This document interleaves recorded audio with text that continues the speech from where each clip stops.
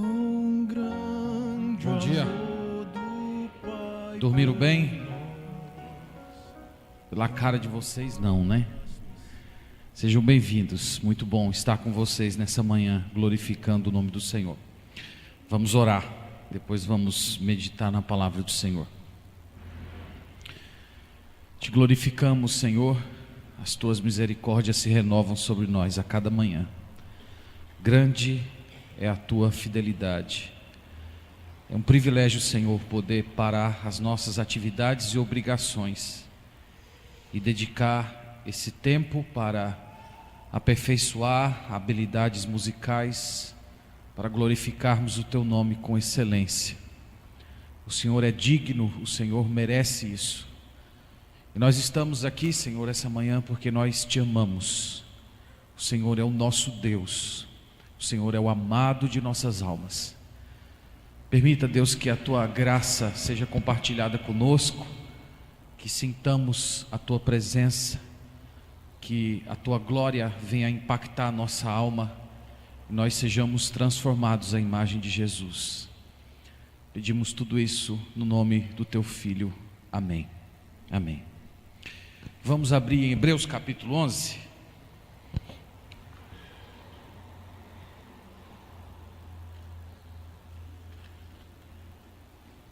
Hebreus 11.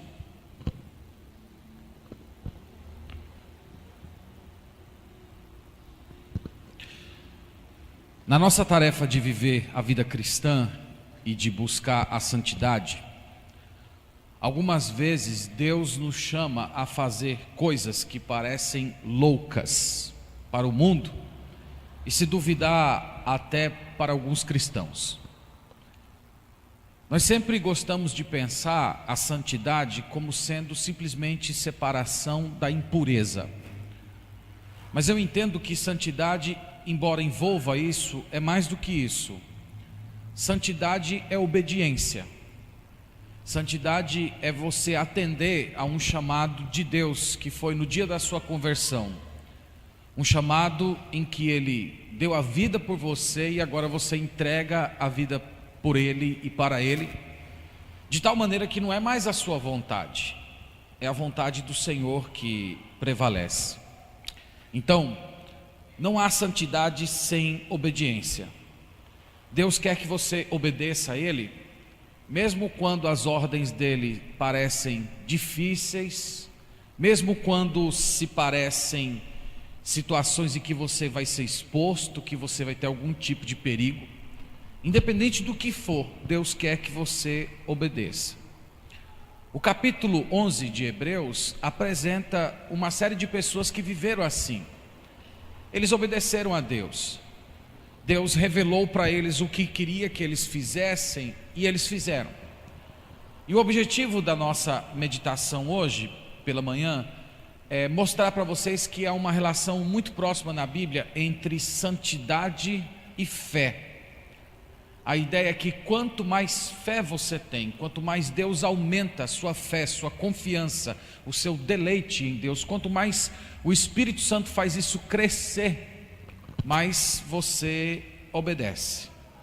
Então é a fé, no final das contas, que dá a você aquele poder para você obedecer e fazer o que Deus quer que você faça, mesmo que isso represente desconforto, sofrimento, lágrimas ou perigo.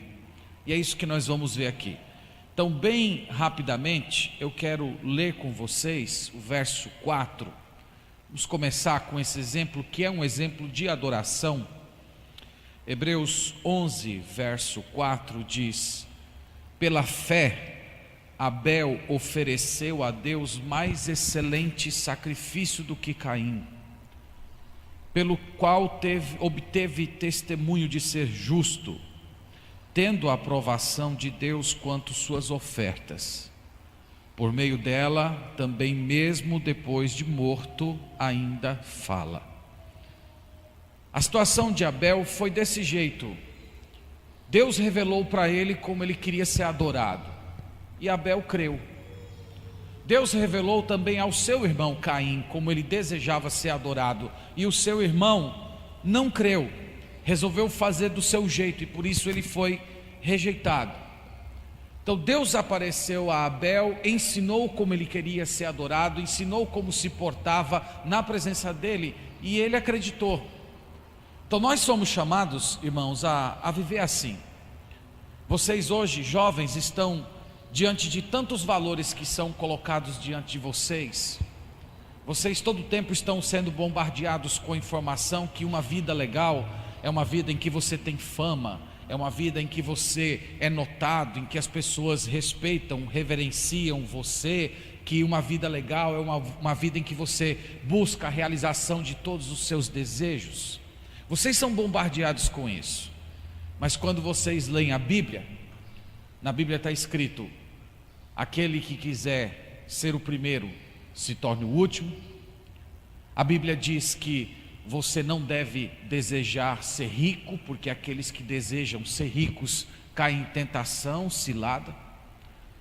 E a questão é essa: você precisa ter fé para acreditar que isso é o melhor. Você precisa ter fé para acreditar que esse caminho de vida que Deus escolheu, que a Bíblia chama de porta estreita, sacrifício, humildade, você não querer ser o primeiro, você ter espírito de perdão, você não executar vingança, você precisa de fé para acreditar nisso. Você precisa de fé para dizer: eu acredito nisso e isso aqui de hoje em diante vai ser a minha vida. Então é por isso que esses homens e mulheres aqui, eles são os heróis da fé, porque eles receberam de Deus um certo padrão. Deus se revelou a eles e requereu algo deles, e eles acreditaram, e eles entregaram a vida e viveram a vida acreditando nisso, e morreram acreditando nisso também. Você precisa de fé. Versículo 7, vou mostrar mais um exemplo que ilustra o que nós estamos tentando falar. Verso 7: pela fé, Noé, divinamente instruído acerca dos acontecimentos que ainda não se viam, e sendo temente a Deus, aparelhou uma arca para a salvação de sua casa, pela qual condenou o mundo e se tornou herdeiro da justiça que vem da fé. Olha o caso de Noé. Deus apareceu para Noé e disse: Noé, eu vou destruir o mundo. O que Noé fez? Ele acreditou. Ele acreditou. No Novo Testamento a gente descobre que Noé foi um pregador. Além de ser o construtor da arca, ele também foi um pregador. E Noé repetiu essa mesma pregação para as pessoas da sua época: Deus vai destruir esse mundo, Deus vai destruir esse mundo. As pessoas acreditaram? Não, elas não tiveram fé. E a situação de Noé é interessante porque ele creu contra todas as possibilidades, porque na época de Noé nem chuva existia. Vocês sabem disso, não sabem? Chuva só vem depois do dilúvio, não existia. Mas Deus apareceu para ele, mostrou para ele o que ia acontecer, e ele acreditou. Talvez a história de Noé seja a ilustração de que nós temos que perseverar mesmo quando a obediência é difícil. Esse homem aqui, ele passou a vida sendo ridicularizado. Ele passou a vida pregando a palavra de Deus e ninguém queria saber dele. Você pode imaginar ele construindo aquela arca enorme e as pessoas passando e zombando dele, cada um correndo para a sua vida, correndo atrás dos seus desejos, dos seus prazeres. E o que ele estava fazendo? Ele estava obedecendo a Deus. Deus mostrou para ele algo e ele acreditou. Gente, se você quer obedecer a Deus, você precisa de fé. Se você quer obedecer a Deus, você precisa crer em tudo que Deus fala, aquilo que Deus requer de você, você acreditar e entender: isso é para a minha vida. Mais um exemplo, verso 8. Isso aqui é bem interessante. Abraão. Quando a gente lê aqui, lembra que Deus tem um chamado e uma promessa para ele.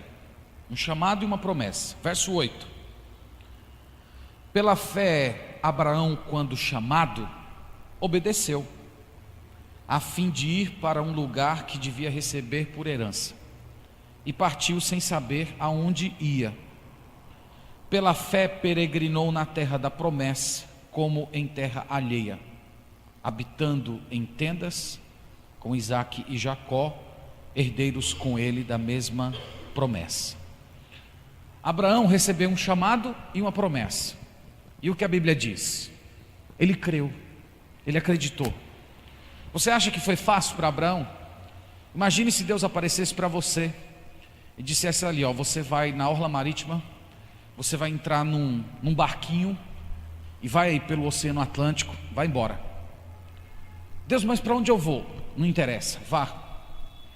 Deus, mas eu vou me alimentar de quê? Não interessa, vá, acredite. Você acha que é fácil fazer isso? Um homem abandonar a sua família, abandonar tudo que tinha e sair andando pelo mundo, sem saber onde ia. Tudo que ele tinha era uma promessa.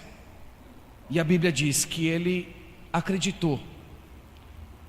O ponto que eu estou querendo chegar com vocês é que muitas vezes obedecer a Deus é ir contra a razão humana.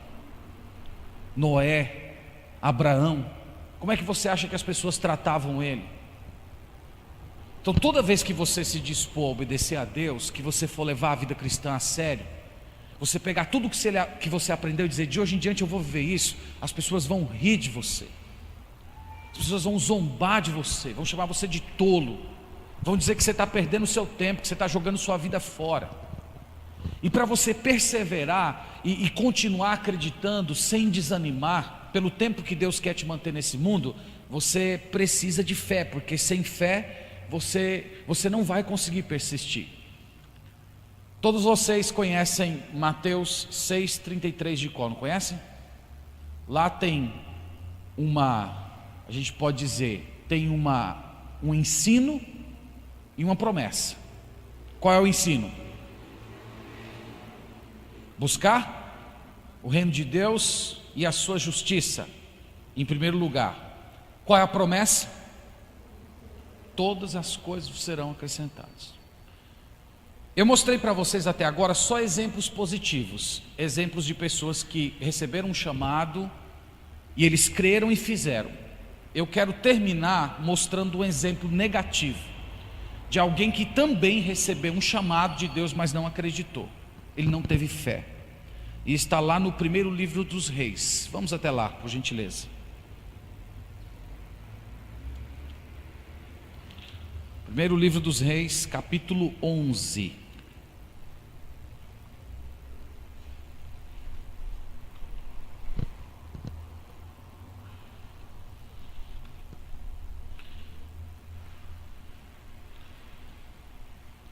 Eu não sei se vocês estão bem lembrados da história de Israel, mas por conta dos pecados de Salomão, Deus disse a Salomão que o reino ia ser dividido. Salomão, os filhos de Salomão não teriam o mesmo privilégio que ele teve de reinar sobre as 12 tribos. O reino seria dividido. Deus não iria destruir por amor dele a Davi, mas Deus disse a Salomão, ó, depois na época do teu filho esse reino vai ser rachado. E o sujeito que recebeu uma parte desse reino foi um homem chamado Jeroboão. E no dia em que Deus apareceu a Jeroboão, Deus fez uma promessa para ele. Preste atenção nessa promessa. Capítulo 11, o versículo é o 38. Veja novamente aquele mesmo padrão que nós vimos em Mateus 6,33, uma ordem e uma promessa. Veja se você consegue identificar na leitura do versículo, ordem e promessa. Verso 38. Se ouvires tudo o que eu te ordenar, e andares nos meus caminhos, e fizeres o que é reto perante mim, guardando os meus estatutos e os meus mandamentos, como fez Davi, meu servo, eu serei contigo, e te edificarei uma casa estável, como edifiquei a Davi, e te darei Israel. Vocês estão vendo que tem uma ordem e tem uma promessa, está bem claro, não está? Qual é a ordem? Em palavras simples, me obedeça, ande comigo, imite Davi, do mesmo jeito que Davi me obedeceu, obedeça também. Se você obedecer, qual é a promessa? Você vai ter um reino estável, eu vou ser contigo, você vai se perpetuar, Israel vai estar nas suas mãos. Vocês estão vendo? A mesma coisa que Deus fez com Abraão, a mesma coisa que Deus fez com Noé, a mesma coisa que Deus fez a Caim. Deus apareceu, revelou o que queria e deu uma promessa. faça que você vai herdar. A pergunta é: esse homem obedeceu? Esse homem acreditou? Aí vamos ao capítulo 12, verso 26. 12, verso 26. Disse Jeroboão consigo: agora tornará o reino para a casa de Davi. Se este povo subir para fazer sacrifícios na casa do Senhor em Jerusalém, o coração dele se tornará a seu senhor, a Roboão, rei de Judá, e me matarão e tornarão a ele ao rei de Judá. Pelo que o rei, tendo tomado conselhos, fez 2 bezerros de ouro e disse ao povo: basta de subirdes a Jerusalém. Vês aqui teus deuses, ó Israel, que te fizeram subir da terra do Egito. Então veja a situação desse homem. Ele reinava no norte de Israel, e 3 vezes por ano todo judeu tinha que ir a Jerusalém.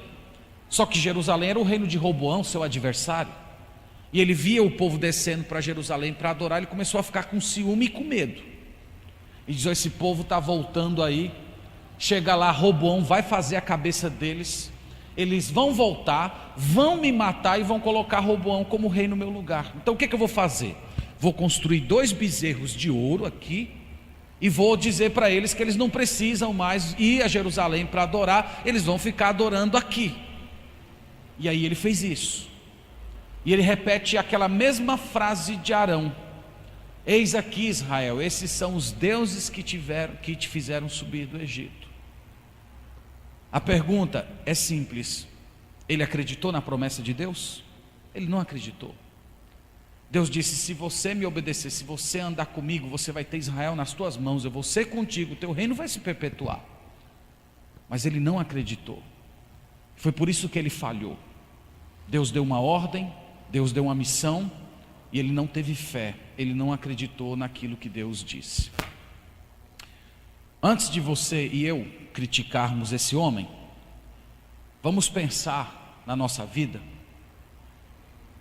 Quantas vezes também, irmãos, nós recebemos de Deus ordens e nós não acreditamos.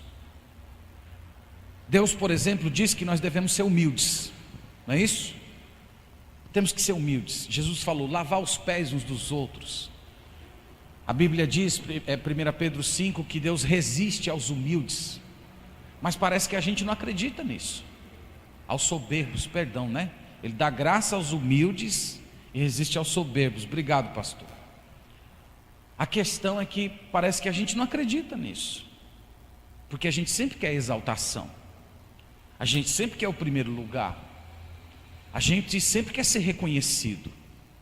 Mesmo Deus dizendo: seja humilde, porque aquele que é humilhado, ele é exaltado, aquele que é humilde aqui nessa terra é exaltado no reino de Deus, mas parece que a gente não acredita, porque a gente sempre quer o primeiro lugar.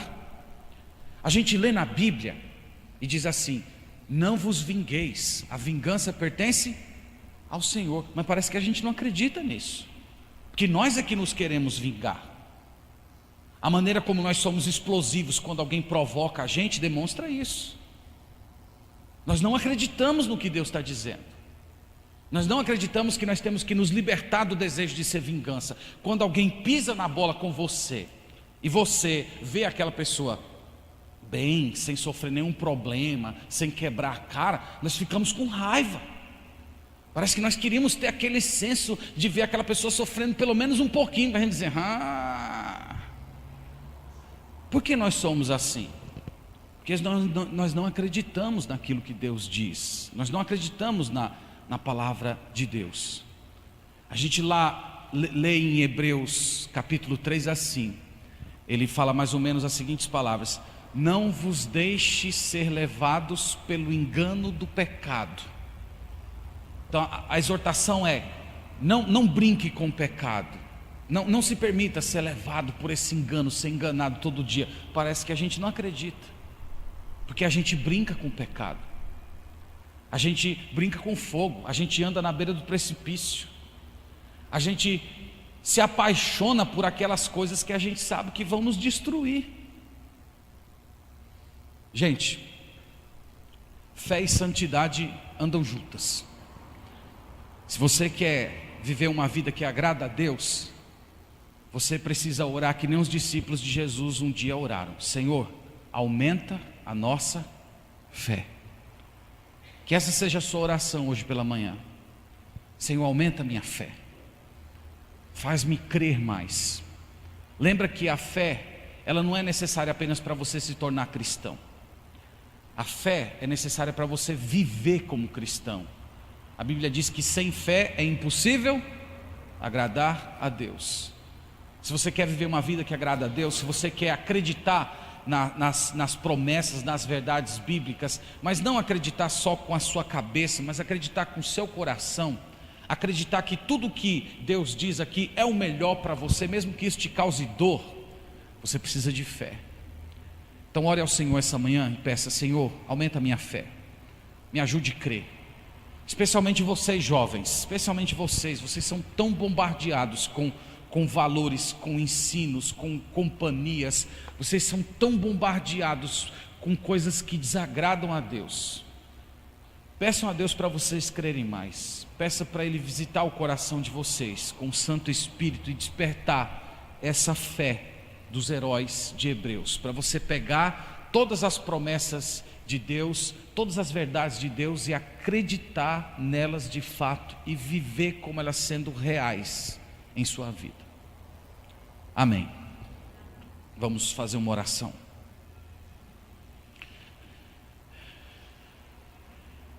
Nós te pedimos, Senhor, aumenta a nossa fé.